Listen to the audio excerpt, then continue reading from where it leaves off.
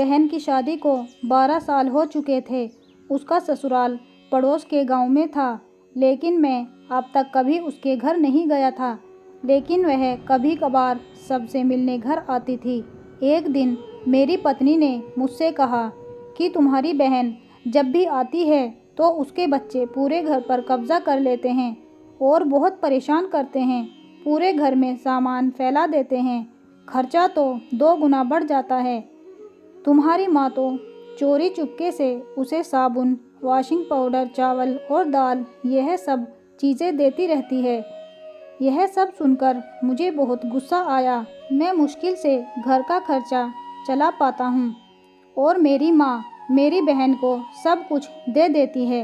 एक बार बहन घर आई थी, तभी उसके बेटे ने टीवी का रिमोट ही तोड़ दिया। मुझे गुस्सा आ गया और मैंने अपनी माँ से कहा कि दीदी को ऐसे बार बार घर नहीं आना चाहिए, बस दिवाली पर ही आया करें।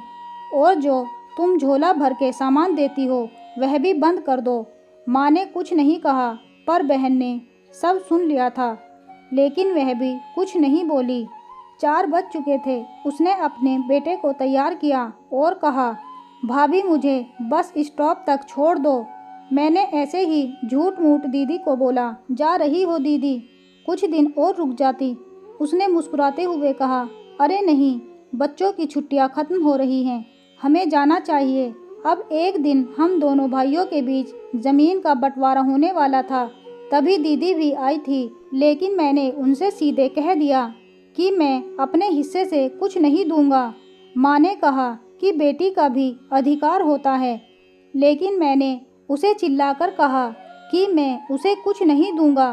दीदी सामने बैठी थी, पर कुछ नहीं बोल रही थी। अलग होने के कुछ दिनों बाद मेरे बड़े बेटे को टीबी की बीमारी हो गई। मेरे पास उसके इलाज के लिए बिल्कुल पैसे नहीं थे। मैं बहुत तनाव में था। ऐसे ही एक दिन मेरी बहन घर आई और मेरे पास बैठ गई। उसने अपना हाथ मेरे सिर पर फेरा और कहा कि तुम तनाव में हो क्या? मैं तुम्हारी बड़ी बहन हूँ। मैंने तुम्हें बचपन से पाला है, तुम्हें जानती हूँ मैं, और तुम मुझसे भी ज़्यादा बड़े दिखते हो।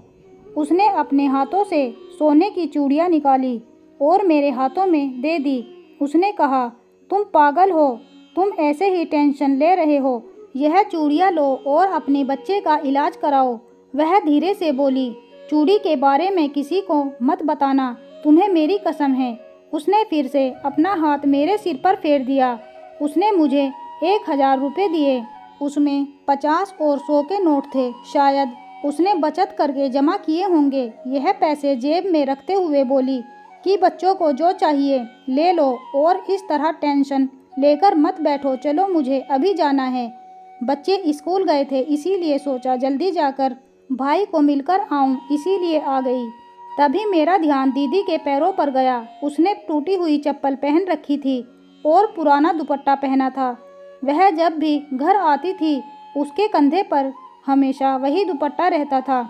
बहुत जल्दबाजी में चली गई और मैं कुछ नहीं बोल पाया। हाथों में वह चूड़ियाँ लिए मैं ज़ोर ज़ोर से रो रहा था।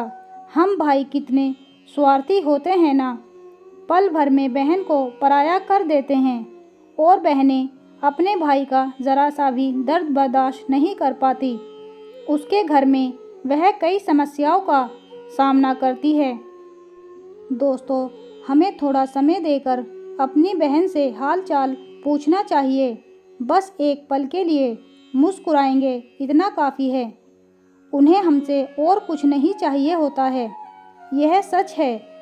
किसी ने कहा है कि एक बहन दूसरी माँ होती है। आशा करती हूँ आज की ये कहानी आपको ज़रूर पसंद आई होगी। अगर पसंद आई हो तो प्लीज़ हमें कमेंट करके ज़रूर बताएं और हमारे चैनल को लाइक, शेयर एंड सब्सक्राइब भी ज़रूर कर दें और बेल आइकन को भी दबा दें ताकि आने वाली वीडियोज़ आप तक पहुँचती रहे। मिलते हैं एक नई कहानी के साथ, तब तक के लिए बाय बाय।